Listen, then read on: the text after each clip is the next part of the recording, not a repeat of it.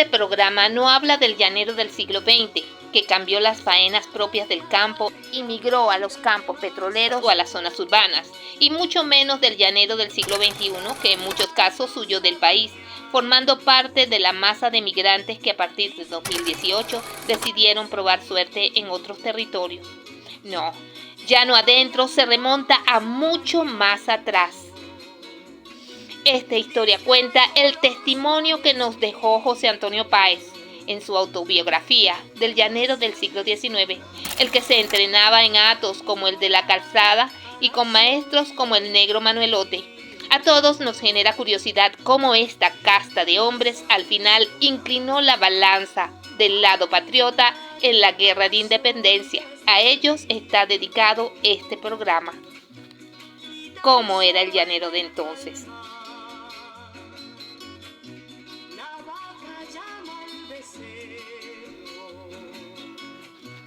La opinión generalizada de entonces era que se trataba de hombres salvajes, cercanos a la barbarie, las castas inferiores, descendientes de esclavos e indígenas venezolanos, el mestizaje que se cimentó en Venezuela durante 300 años. Los nuevos venezolanos, mezcla de blancos, negros e indígenas. El camino de Barinas, una gran soledad, un vasto desierto que parecía ilimitado, sus pueblos distanciados unos de otros con pocos habitantes, rústicas sus casas con techos de hojas secas de palmeras. La riqueza de la zona la constituían la venta de innumerables hordas de ganado caballar y vacuno que pasían en aquellas soledades. Animales muy celosos de su salvaje independencia, por cierto, lo que exigía al llanero grandes fatigas para obligarlos a servir al hombre. La habitación donde residía la peonada, una especie de cabaña rodeada de hierba que crecía espesa y tupida. La entrada a la vivienda lo indicaba el sendero que se formaba con las pisadas o rastros del ganado. El mueblaje de la habitación lo constituían cráneos de caballos y cabezas de caimanes que servían de asiento al llanero cuando regresaba a la vivienda, cansado de oprimir el lomo del fogoso potro durante las horas de sol. Dormía sobre pieles de reses o cueros secos, después de haber hecho una sola comida a las 7 de la tarde, y pasaba la noche arrullado por el ruido de la lluvia que caía sobre el techo o por los sonidos que en la nocturnidad emiten ranas, grillos y demás insectos.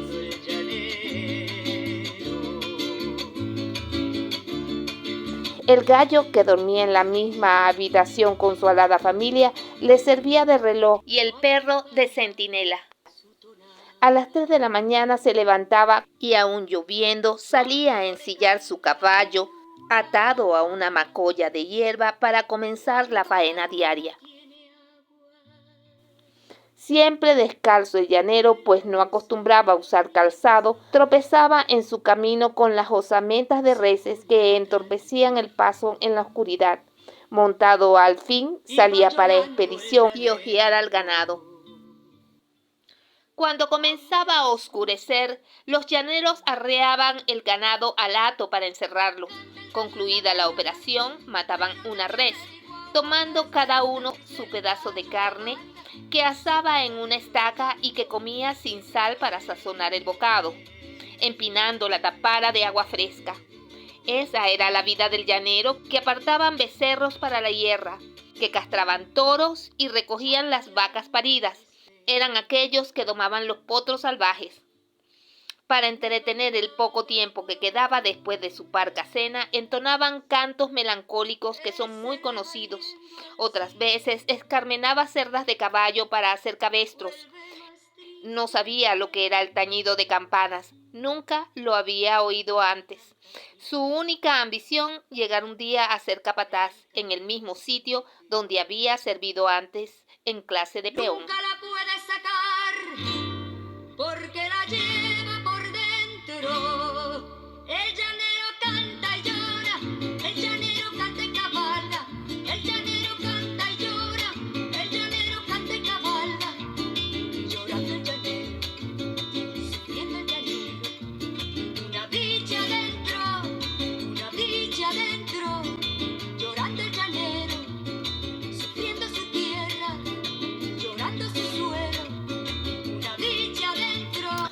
Los llaneros son naturales de las llanuras de Capac y del Apure. Se enrolan como si fueran milicianos, pero no reciben más paga que la parte del botín que les toca en las batallas. Montan caballos que, acostumbrados a sufrir el hambre y la fatiga, son los animales más útiles y resistentes del mundo. Aprenden a ejecutar cuanto a sus dueños se les antoja. En el campo o en la casa, caballo y jinete parece que obran por un solo impulso, pues la sagacidad del primero le hace comprender el más leve movimiento del segundo. Los llaneros tienen malos vestidos y equipos. Ambos son de la misma clase que los usados por las guerrillas que manda el coronel Montes, pero son mucho más valientes que estos y más a propósito para las operaciones militares. Son diestros y activos y ejecutan cualquier movimiento que se les manda con asombrosa celeridad. Su única arma es la lanza, cuya asta, hecha de madera ligera y elástica, pero fuerte y duradera, mide de 9 a 12 pies de longitud. El hierro de la lanza no es como el de la caballería europea, sino que tiene la figura de una gran cuchilla cuyos cortes son tan afilados como el de una navaja de buena calidad, metal y temple. Aseguran el hierro con correas de cuero que se ciñe fuertemente al asta, desde el punto de encaje hasta 8 pulgadas más abajo. El llanero da a sus hijos, cuando son todavía muy pequeños, una lanza corta para acostumbrarlos a manejarla. Y antes de ser admitido en las filas, es preciso que estén bien instruidos en el uso de esta arma y que sepan coger un caballo salvaje que no haya sido nunca montado y después de ponerle el grande y duro bocado que ellos usan, salir al campo inmediatamente.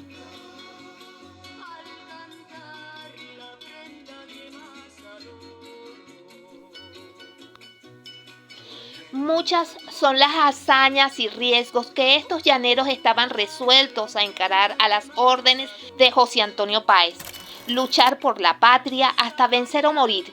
Con pocos hombres al principio, un fusil y 3 lanzas, bordeaban la ribera del río Cajaro y, si era necesario, se arrojaban al río, que no solamente era profundo, sino que además estaba lleno de animales feroces, caimanes, caribes, tembladores, proeza a la que jamás se atrevieron los perseguidores realistas, que se limitaban a efectuar disparos de carabina. Guerreros que conocían palmo a palmo las llanuras, esteros y ríos, que vivían a la intemperie, expuestos a la rudeza de los elementos, descalzos, maltratados de vestido, con el pecho descubierto, semidesnudos, luciendo su miseria exterior producto de los constantes combates y aventuras de guerra, recorriendo las llanuras de la villa de Arauca, Barinas, Calabozo, Guasdualito, Mantecal, a veces inspeccionando desde un árbol donde se podía divisar de lejos y alcanzando con la vista una gran distancia. Muchos los héroes, muchas sus hazañas. El capitán Antonio Rangel y el capitán Antolín Mujica son ejemplo de ello, destacándose en el asalto y ocupación del pueblo del Mantecal en 1816, campaña de Apure. Ya Páez contaba con un nutrido ejército de llaneros. Una de sus tácticas, sorprender al enemigo en horas de la madrugada. Era necesario en muchos casos atravesar esteros tan llenos de agua que apenas podían los caballos hacer pie, poblados densamente de caimanes, como solía suceder en nuestros llanos venezolanos, y la oscuridad de la noche no facilitaba la travesía de estos hombres. Solo el coraje y el liderazgo de un jefe como Páez, a quien seguían sin cuestionar sus órdenes. Rangel, comisionado para tomar Achaguas, ocultando el movimiento a través del río de Apure Seco por el lado abajo de la boca del río, para poder atacar cuando nadie lo esperaba, pero el terreno por donde debía atravesar estaba inundado por los derrames de aquellos ríos y los gamelotales que crecen a la vera del agua. Al amanecer atacó Rangel el cuartel de infantería enemiga con lanza y sable, llevándose por medio a cuantos se le atravesaban, pero él y sus hombres fueron repelidos por 200 lanceros que cargaron sobre él.